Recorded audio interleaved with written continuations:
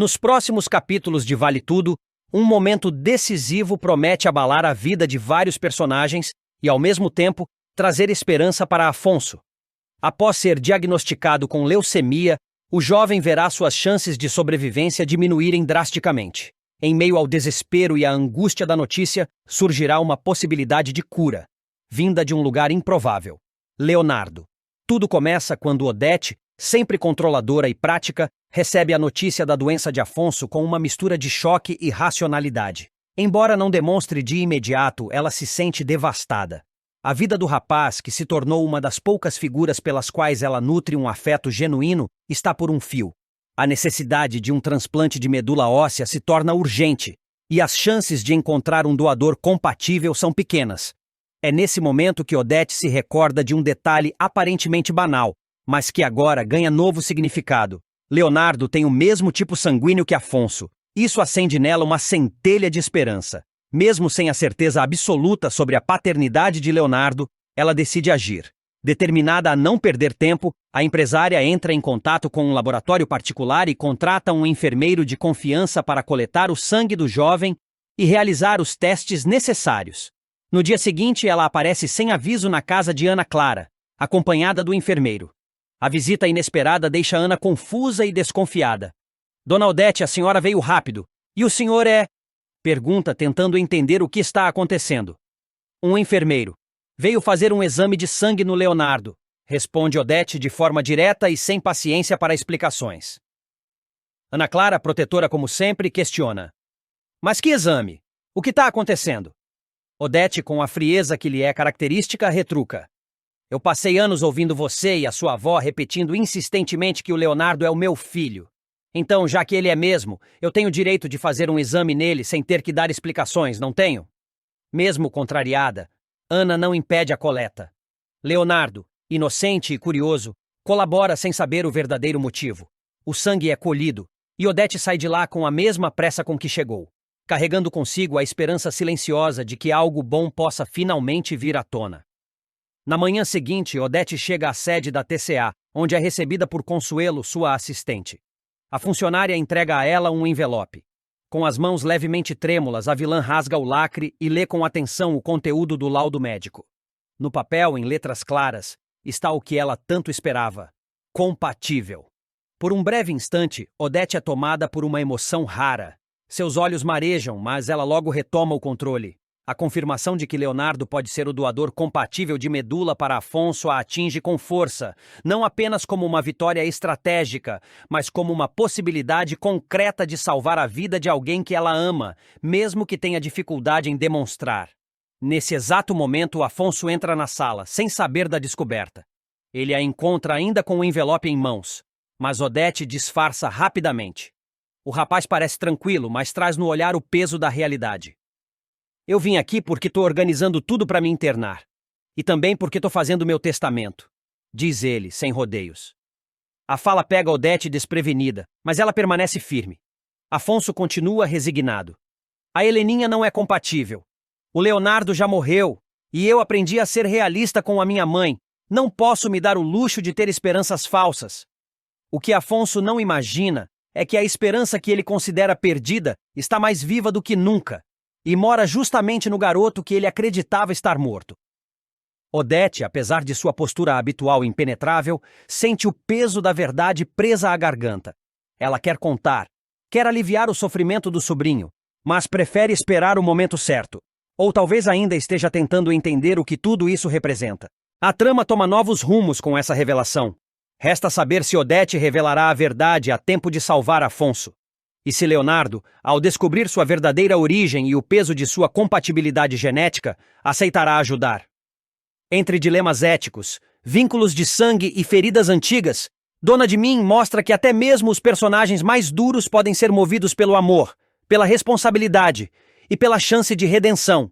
Mas a notícia que Raquel ainda estava viva correu como fogo no palheiro. A revelação caiu como uma bomba na mansão dos Reutemann. Odete, ao saber que Raquel sobreviveu ao atentado, perdeu momentaneamente a pose.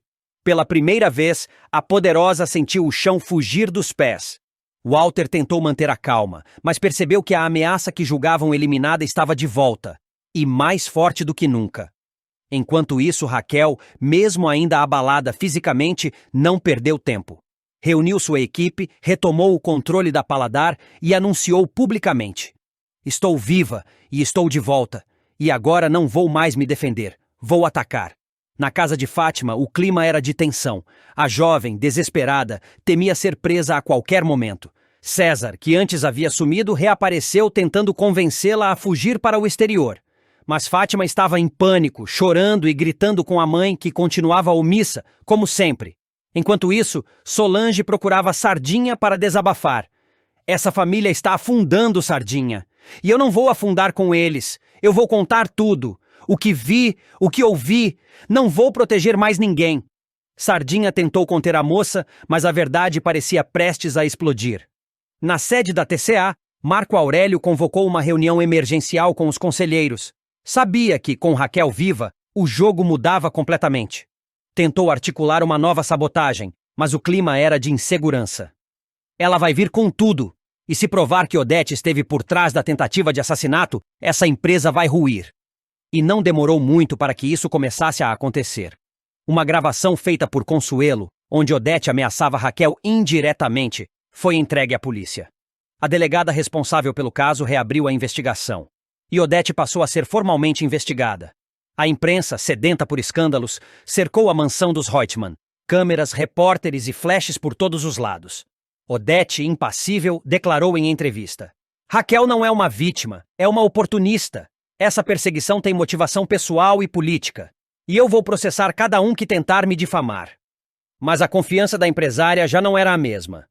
Raquel, por outro lado, reapareceu publicamente num evento beneficente, vestida de branco, com o rosto marcado por um curativo discreto e os olhos firmes. Ao ser questionada sobre Odete, respondeu com firmeza: "A justiça será feita, eu não vou recuar."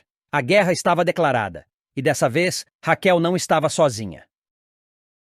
Tiago viverá um dos momentos mais dramáticos de sua trajetória. Profundamente abalado ao flagrar Heleninha bêbada e descontrolada na rua, o jovem tomará uma decisão impulsiva e perigosa: repetir os erros da mãe.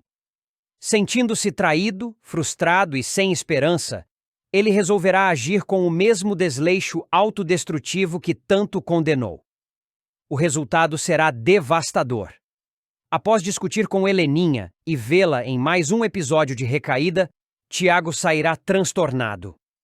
Cansado de tentar ajudar e sentir que nada muda, o rapaz comprará uma garrafa de uísque e começará a perambular pela cidade, bebendo compulsivamente. Vagando por ruas escuras e pouco movimentadas, completamente embriagado, ele se tornará um alvo fácil. Sentado numa calçada, com a garrafa quase pela metade, Tiago tentará aliviar a dor existencial que o corrói. É nesse instante que 3 jovens se aproximam. Pouco mais velhos que ele, os rapazes logo se mostram arruaceiros e agressivos. Antes de continuar, já deixe nos comentários de onde você está assistindo esse vídeo e se inscreva no nosso canal, assim você ficará por dentro de tudo o que irá acontecer em Vale Tudo. Começam com provocações, empurrões, tapas. Tiago tenta se levantar, mas está fraco e sem equilíbrio. Em segundos, os 3 partem para cima com violência, desferindo socos e chutes. O estudante tenta se proteger como pode, cobrindo o rosto e recuando, mas está completamente indefeso. Enquanto a agressão acontece, uma viatura da polícia se aproxima, fazendo os agressores fugirem às pressas. Tiago fica caído no chão, machucado, com o rosto desfigurado e o corpo coberto de hematomas. Um dos policiais chama o resgate, e o jovem é levado imediatamente para um hospital público, onde chega desacordado e em estado preocupante.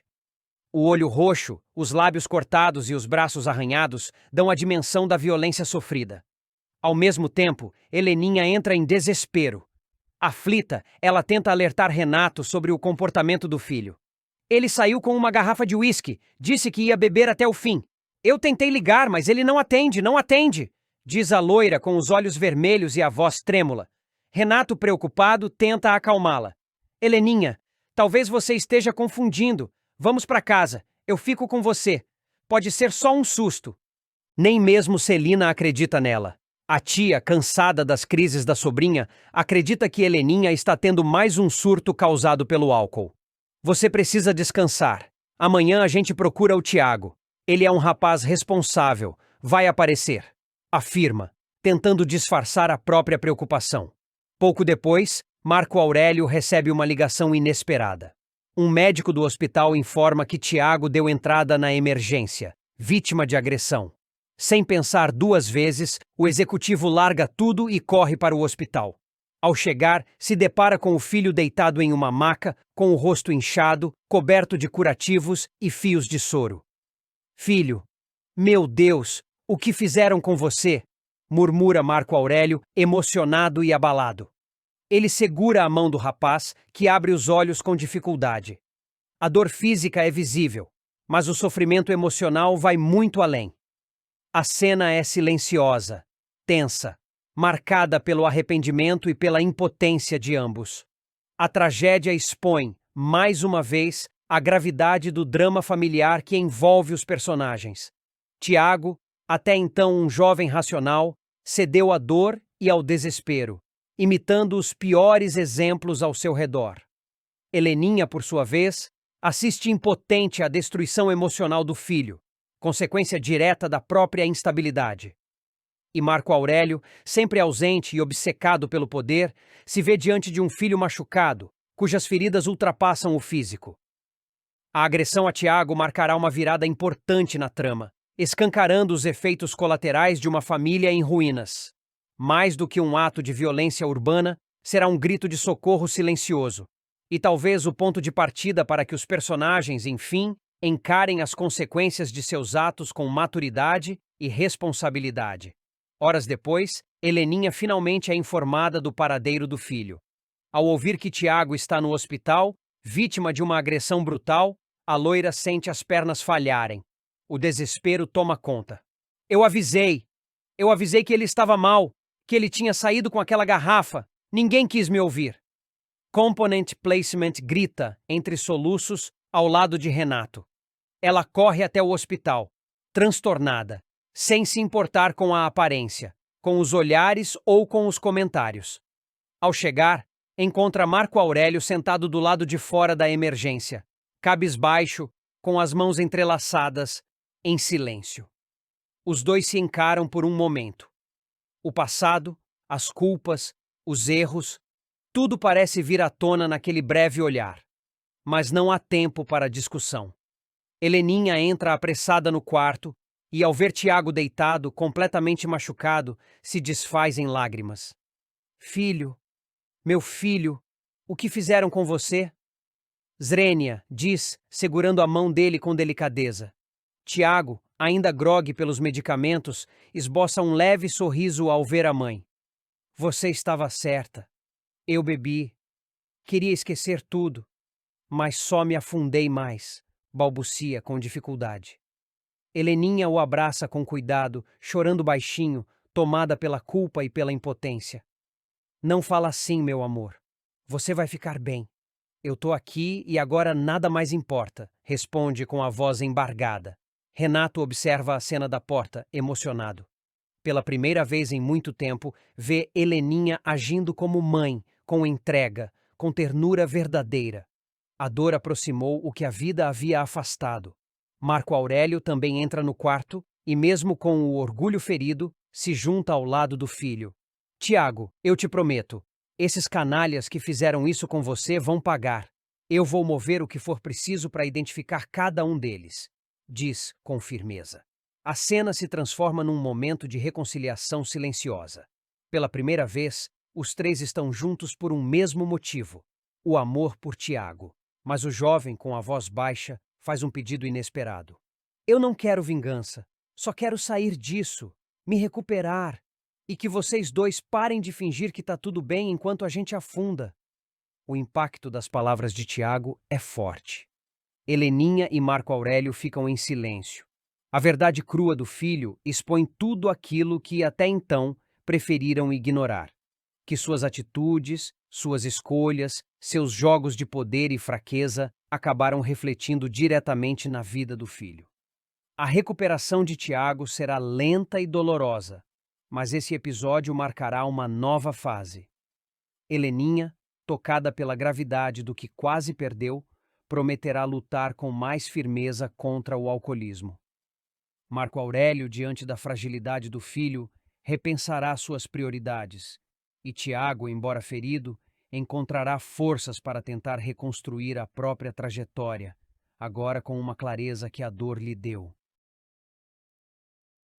Cansado dos jogos de poder, das manipulações e de tudo que envolve o sobrenome Almeida Reutemann, Afonso tomará uma atitude drástica para se desvincular da família.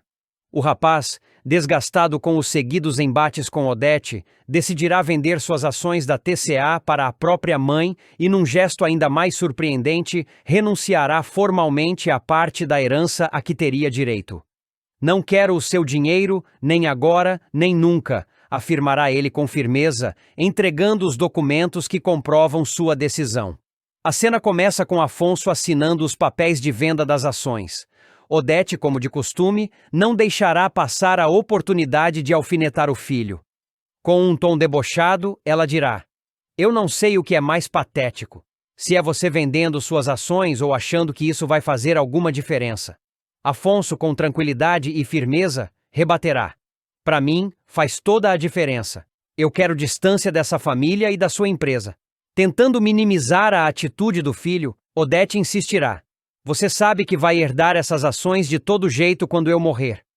Mas será nesse momento que Afonso a surpreenderá com uma revelação ainda mais impactante.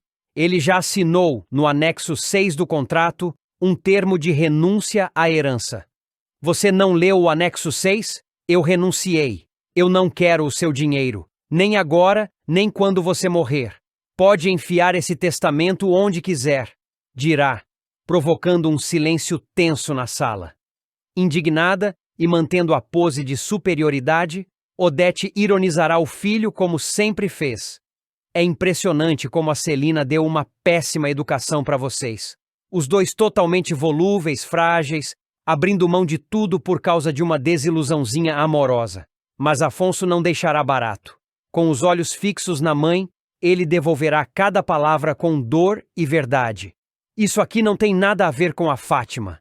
Isso tem a ver com você. Com tudo o que você representa. Você manipulou a minha vida desde que eu era criança. Mentiu, destruiu a empresa da Raquel, tratou o Marco Aurélio como um rei, mesmo sabendo das canalices dele.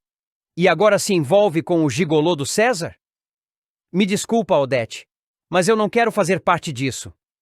Tentando manter o controle, Odete lembrará: "Você pode fazer o que quiser, Afonso, mas nunca vai deixar de ser um Almeida Reutemann." Afonso, já esgotado, apenas a encara.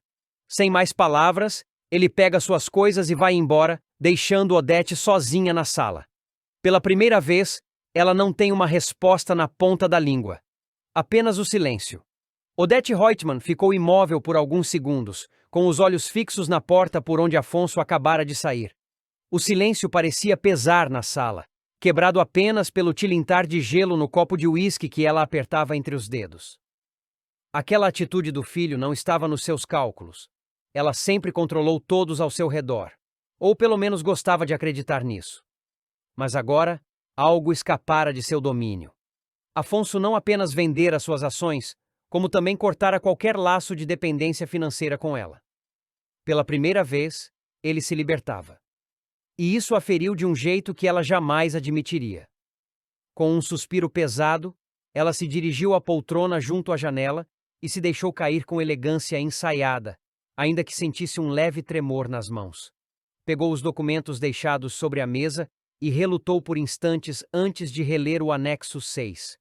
Estava ali, preto no branco. A renúncia de Afonso à herança dos Almeida Reutemann.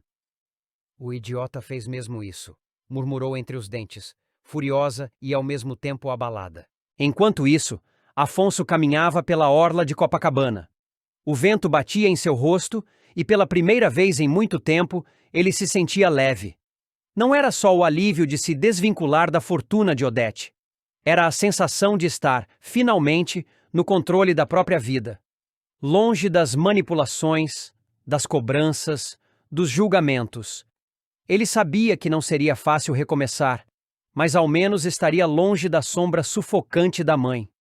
Tudo o que ele queria agora era encontrar um propósito que não estivesse atrelado ao sobrenome Reutemann. Dias depois, Afonso foi até a casa de Celina. A irmã o recebeu com um abraço apertado. Já sabia da renúncia e seus olhos estavam marejados de emoção. Você teve coragem, mano. Coragem que eu nunca tive, confessou ela. Você teve sim.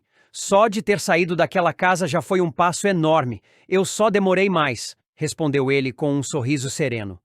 Eles conversaram longamente. Celina contou que vinha pensando em abrir um pequeno ateliê de design sustentável com uma amiga, e Afonso, animado, se ofereceu para ajudá-la com a parte administrativa. Pela primeira vez, os dois irmãos estavam unidos por algo que não envolvia o dinheiro ou as regras de Odete. Estavam livres. De volta à mansão, Odete tentava manter sua rotina como se nada tivesse acontecido. Recebia visitas, tomava decisões na TCA, dava entrevistas. Mas sua expressão carregava uma rigidez incomum. À noite, sozinha, observava uma foto antiga de Afonso ainda criança, ao lado do pai. Havia algo naquele olhar inocente que a desestabilizava, mas logo ela fechava a moldura com raiva e reafirmava para si mesma: ele volta. Todos sempre voltam. A vida ensina. Mas desta vez, talvez estivesse errada. Sem o filho ao seu redor, Odete se viu mais isolada do que nunca. Marco Aurélio, cada vez mais ambicioso, só se aproximava por interesse. Celina, distante. E agora Afonso, o filho que ela julgava mais dócil, mais manipulável, também tinha virado as costas. Ela tentou encarar aquilo como uma fraqueza momentânea dele, algo passageiro. Mas no fundo, sentia o peso da solidão que ela mesma construiu com suas atitudes impiedosas. Afonso, por sua vez, foi convidado por Raquel para um almoço informal. Ela quis agradecer pessoalmente pelo gesto nobre dele ao se afastar da TCA e romper com a mãe. Você não sabe o quanto essa decisão sua fortalece a minha luta, disse Raquel, emocionada. Não fiz isso por você, fiz por mim mesmo, respondeu ele sincero. Mas fico feliz se isso puder te ajudar também. Raquel sorriu com admiração. Pela primeira vez via Afonso como um homem decidido, capaz de enfrentar Odete com dignidade. E naquele momento, nasceu entre eles um laço novo, o de respeito. Aos poucos, Afonso foi refazendo sua vida. Passou a dar palestras sobre ética empresarial, foi convidado para colaborar com ONGs e, com o tempo, abriu sua própria consultoria voltada para empresas familiares que buscavam governança ética. Ele transformou a dor da decepção em ação. E mesmo sem o dinheiro de Odete, descobriu que podia construir algo valioso, um legado. Enquanto isso, do alto de seu império, Odete Reutemann seguia firme, mas mais sozinha do que nunca. Uma rainha em um trono de ouro, cercada por sombras. Porque, apesar de todo o poder e fortuna, ela começava a entender que há coisas que nem o dinheiro consegue comprar: lealdade, amor e a liberdade de um filho. Após ser flagrada por Afonso em um momento íntimo com César, a jovem verá seu mundo desmoronar de uma vez. Abandonada pelo namorado e escorraçada por Odete Reutemann, que decide investir em um romance com César, Fátima ficará sem chão e sem aliados. Humilhada, desprezada e desesperada por dinheiro, a filha de Raquel tomará uma atitude extrema: pressionar César para que reconheça a paternidade do filho que tiveram e pague pensão. Caso contrário, ameaça levá-lo à justiça. Determinada a arrancar algum benefício da situação, Fátima procura César no hotel onde ele está hospedado. Mas por ordens diretas de Odete, os seguranças barram sua entrada. Expulsa do local como uma intrusa qualquer, ela não desiste e decide esperar na calçada. Horas depois, quando vê César chegando, vai direto ao ponto.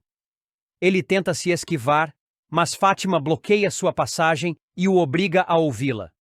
Se você não me atender agora, faço um escândalo aqui mesmo e boto tudo no ventilador. Ameaça. Constrangido com a possibilidade de causar uma cena, César acaba cedendo e senta-se para conversar. Fátima, furiosa, joga a bomba. Se você não me der o que eu quero, vou contar tudo para Odete. Vai saber que você é o pai do meu filho. Ela vai te chutar no mesmo instante porque não me quer nem pintada de ouro perto dela. Mas, para a surpresa da moça, César reage com total desprezo. Pode contar. Eu mesmo falo. Você acha que Odete vai se importar com isso? Ela sabe lidar com a realidade. E sabe, acima de tudo, que eu valho muito mais que essa sua chantagem barata, diferente de você que sempre me tratou como descartável, rebate com frieza. Diante da indiferença de César, Fátima muda de tom. Sabe o que mais? Não tô nem aí pra você nem pra Odete, mas você vai me pagar. Se não for por bem, vai ser por mal, porque se você não me der uma boa grana agora, eu vou pra justiça. E você sabe muito bem que pensão é a única coisa que ainda dá cadeia nesse país. Dispara com os olhos em chamas. César dá uma risada debochada, cruza os braços e encara Fátima com ironia. Vai lá, Fátima. Se humilha nos tribunais. Boa sorte tentando me arrancar alguma coisa. E se for por falta de adeus, tchau, diz ele virando as costas e deixando a jovem furiosa na calçada. Desgraçado! Você vai ver! Murmura Fátima, espumando de ódio, sem perceber que suas armas estão cada vez mais enferrujadas. Ainda em pé na calçada do hotel, Maria de Fátima tremia de raiva. A humilhação que acabara de sofrer queimava em sua pele como fogo.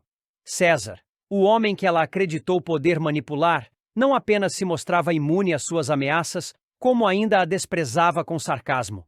Para ela, aquilo era insuportável. Mais uma vez, estava sendo deixada para trás, traída, descartada, como se fosse um erro que todos queriam esquecer. Mas Fátima não era do tipo que aceitava a derrota calada.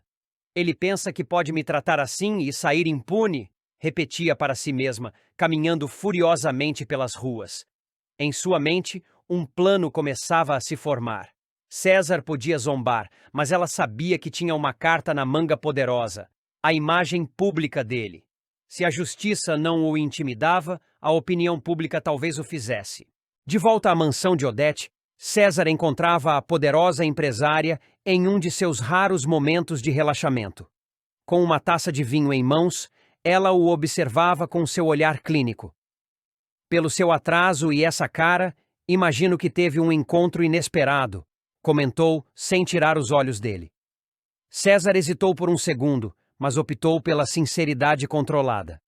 A Fátima apareceu no hotel, me esperou na porta. Odete franziu a testa, mas não demonstrou surpresa. E o que ela queria agora? Choramingar mais uma vez por atenção ou tentar arrancar dinheiro com ameaças? Os dois, respondeu ele com um meio sorriso. Ela tá desesperada. Disse que vai me levar à justiça se eu não pagar pensão. E, claro, tentou te usar como isca. Odete soltou uma risada seca. Previsível. Essa garota é previsível até no desespero. E você? Disse o quê? Disse que ela podia tentar, que eu não me importava. Odete se levantou, caminhou lentamente até César e colocou a mão em seu rosto. É por isso que eu gosto de você, porque você não treme diante dessas ameaças idiotas. Ela ainda não entendeu com quem está lidando.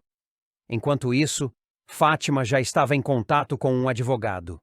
Mesmo sem provas concretas da paternidade, ela acreditava que o simples escândalo poderia pressionar César. Se ele não quer pagar, vai pagar com a imagem, disse ao profissional. O advogado, porém, foi direto. Você precisa de provas, teste de DNA, registro de nascimento, qualquer coisa. Sem isso, vai ser só a sua palavra contra a dele. Fátima fechou a cara. Ele sabe que o filho é dele, eu só não fiz exame ainda porque achei que ele fosse se responsabilizar. Então, aconselho que faça o exame o quanto antes. Se for mesmo o pai, aí podemos agir com mais firmeza, sugeriu o advogado. Determinação estampava o rosto da jovem. Pois então vamos fazer esse exame, e eu quero a pensão retroativa a cada centavo, ele vai me pagar com juros. Nos dias seguintes, Fátima passou a circular pela cidade como uma bomba-relógio ambulante. Falava alto nos cafés, insinuava para jornalistas de plantão que tinha informações bombásticas sobre um nome em ascensão no meio publicitário. Era sua forma de pressionar César psicologicamente, mesmo que ninguém a levasse a sério. As pessoas cochichavam pelas costas. Alguns riam, outros lamentavam. A filha de Raquel, a Cioli, estava em decadência. Raquel, por sua vez, assistia tudo com tristeza. Mesmo afastada da filha, não conseguia deixar de se preocupar. Ela está cavando o próprio buraco, comentou com Ivan. A ambição dela nunca teve limites, mas agora virou desespero puro. Ivan concordou. E se ela continuar nesse caminho, vai acabar sozinha, ou pior. Enquanto isso, Odete começava a se irritar com a persistência de Fátima. A presença da jovem nos arredores da TCA, nos eventos sociais e até nas manchetes de fofoca, estava começando a arranhar sua paciência. Essa garota está me provocando, disse ela a César. Se continuar assim, vou ter que tirá-la do caminho de vez. Ela está tentando aparecer, só isso, respondeu ele, minimizando. Mas se quiser, eu mesmo dou um jeito. Odete foi enfática. Não. Quem vai dar um jeito nela sou eu. E assim, como uma jogadora fria e calculista, Odete traçou sua nova jogada. Chamaria Fátima para uma conversa. Uma última chance para a garota sair com alguma dignidade. Ou sair destruída de uma vez por todas. A ligação foi feita. Fátima, surpresa, aceitou o convite imediatamente. Ela que lute agora. Quem vai dar as cartas sou eu, pensou, triunfante. Mal sabia que o que a esperava seria o início de seu maior vexame. Humilhada, rejeitada e abandonada até pela própria mãe, Maria de Fátima mostrará que ainda não está fora do jogo em Vale Tudo. Após ser desmascarada e expulsa da casa de Celina, a ambiciosa jovem provará mais uma vez que sabe se reinventar, e dessa vez ela terá um objetivo claro: destruir Odete Reutemann. Ferida no orgulho e na vaidade, Fátima buscará vingança contra a mulher que a acolheu como nora e depois a tratou como lixo. Para isso, a vigarista se aliará a uma figura improvável, Mário Sérgio. No momento em que a aliança começa a se formar, tanto Fátima quanto Mário Sérgio estarão em seus piores momentos. Odete, impiedosa como sempre, já terá dispensado Mário Sérgio de suas funções na TCA, escanteando o funcionário com desprezo. Ele, ressentido e ferido, ainda tenta entender por que foi descartado tão friamente. Enquanto isso, Maria de Fátima, em plena decadência, assiste de longe ao esculacho da ex-sogra com seu antigo braço direito e enxerga ali uma oportunidade de ouro: unir forças com alguém igualmente interessado em derrubar a poderosa Reutemann. Depois de bater em várias portas e ser rejeitada por todos, inclusive por Raquel, que não poupa críticas ao comportamento da filha, Fátima decide engolir o orgulho e vai até a TCA procurar Odete. Desesperada, ela tenta um último apelo, mas, como era de se esperar, a ricaça a humilha sem piedade. Aceita, garota. Eu dei o mundo nas suas mãos. E você perdeu, porque é burra. Você não tem mais nada, nem poder sobre ninguém. O quanto antes você aceitar isso, menor o seu sofrimento. Você perdeu, dispara Odete com o veneno de sempre. Maria de Fátima, porém, não é do tipo que se dobra. Sai do escritório de cabeça erguida, mas com um olhar carregado de ódio. Não perdi mesmo. Eu vim aqui de boa falar com você, Odete. Foi você que me provocou. Depois não diga que eu não te dei uma chance. Avisa deixando claro que a guerra está apenas começando. E é a partir daí que ela dá o primeiro passo rumo à vingança. Fátima procura Mário Sérgio, que inicialmente desconfia da proposta, mas logo reconhece que eles têm algo poderoso em comum: rancor. Nada melhor do que um inimigo em comum para unir duas pessoas. Ele ironiza, aceitando o acordo. Os dois passam a se encontrar secretamente para arquitetar os próximos passos. Durante uma dessas conversas, Fátima revela sua principal meta: descobrir os segredos que Odete tanto esconde. Ela vive falando que manda no mundo, que é intocável, mas ninguém é tão poderoso sem esconder alguma coisa. E eu vou descobrir o que é, afirma determinada. Mário Sérgio, por sua vez, oferece algo que ela não tem: acesso aos bastidores da vida da ex-patroa. Ele aceita a missão de vigiar os passos de Odete e repassar todas as informações relevantes para a nova aliada.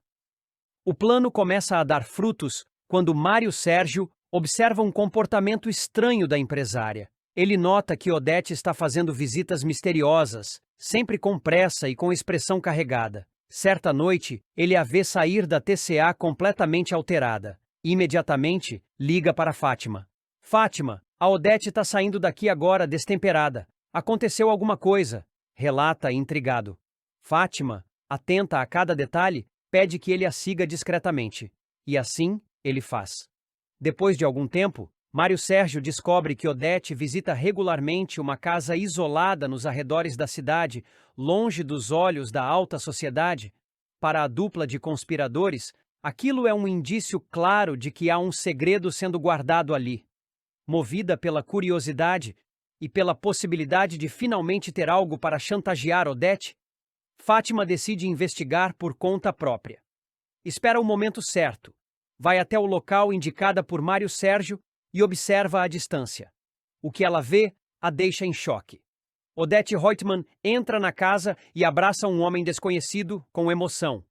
A cena é rápida, mas reveladora. Nos dias seguintes, Fátima cruza informações, vasculha registros e junta as peças. Até que chega a bomba. O homem misterioso é Leonardo, o filho de Odete que todos acreditavam estar morto. O segredo mais bem guardado da poderosa empresária está prestes a vir à tona. E agora está nas mãos de quem ela mais desprezou. Ela mentiu para o mundo inteiro. Escondeu o próprio filho. Esse é o calcanhar de Aquiles da Odete. E eu vou usar isso contra ela, diz Fátima, com os olhos brilhando de ambição. Mário Sérgio, cada vez mais envolvido, sugere que eles esperem o momento ideal para expor o segredo, de forma que cause o maior estrago possível. A aliança entre os dois, antes movida apenas por rancor, começa a se transformar em uma sociedade estratégica. Fátima, que até pouco tempo estava na sarjeta, volta a se sentir poderosa. Agora, ela não apenas tem uma carta na manga, ela tem uma bomba pronta para explodir no coração do Império Reutemann. Odete, no entanto, ainda não desconfia de nada. Segura de si, continua controlando tudo e todos, sem imaginar que os dois rejeitados que ela desprezou estão tramando sua queda pelas sombras. A tensão aumenta a cada capítulo e o público mal pode esperar para ver o momento em que Maria de Fátima, com provas em mãos, enfrentará a ex-sogra de igual para igual. Mas o que Fátima fará com essa informação? Ela vai mesmo expor Leonardo e arruinar Odete? Ou usará o segredo para arrancar poder e fortuna? Seja qual for sua escolha, uma coisa é certa. Odete Reutemann finalmente encontrará uma adversária à altura, forjada na humilhação, alimentada pelo desejo de vingança e movida por uma ambição sem limites. Com a confirmação de que Leonardo está vivo, Maria de Fátima percebe que está diante da maior arma que poderia ter contra Odete Reutemann. Durante dias, ela e Mário Sérgio mantêm o segredo guardado, arquitetando com cautela a melhor maneira de usá-lo. Para Fátima, não basta apenas expor a verdade. Ela quer ver Odete no chão, destruída, impotente. É então que a jovem decide fazer a primeira jogada. Marca um encontro com Odete, dessa vez em um local neutro, longe da TCA e da mansão. Odete aceita, convencida de que será apenas mais um pedido de socorro patético da ex-nora. Mas quando chega ao restaurante discreto e encontra Fátima sentada à mesa com um olhar seguro e ameaçador, ela percebe que algo mudou. Você tem 2 minutos, Maria de Fátima. Depois disso, eu me levanto e vou embora. Dispara Odete, fria como sempre. Fátima sorri, segura de si. 2 minutos serão suficientes. Eu sei sobre o Leonardo. A frase ecoa como uma explosão. Por um breve momento, Odete empalidece. Seus olhos se arregalam, sua respiração falha. Mas logo ela recupera o controle. Ao menos na superfície. Não sei do que você está falando, rebate, tentando manter o tom neutro. Claro que sabe. Eu vi. Eu tenho fotos. E se quiser, posso arranjar testemunhas, diz Fátima, deslizando discretamente um envelope pela mesa. Dentro, há imagens de Odete entrando na casa onde mantém Leonardo escondido. Você mentiu para todos esses anos, deu seu filho como morto. E agora, quer fingir que nada disso aconteceu? Você me subestimou, Odete. E agora vai pagar por isso. Odete segura o envelope, mas não o abre. Seu olhar agora está fixo em Fátima, como se tentasse decifrar até onde a jovem está disposta a ir. "O que você quer?" pergunta ela com a voz baixa e tensa. "Tudo", responde Fátima sem hesitar. "Quero voltar para a TCA. Quero um apartamento pago por você. Quero uma mesada. Quero poder. Você vai me devolver tudo o que me tirou. E vai fazer isso calada. Ou eu destruo sua reputação, sua empresa e sua imagem pública. Vamos ver quanto tempo dura o seu império quando todos descobrirem que você mentiu sobre o seu próprio filho."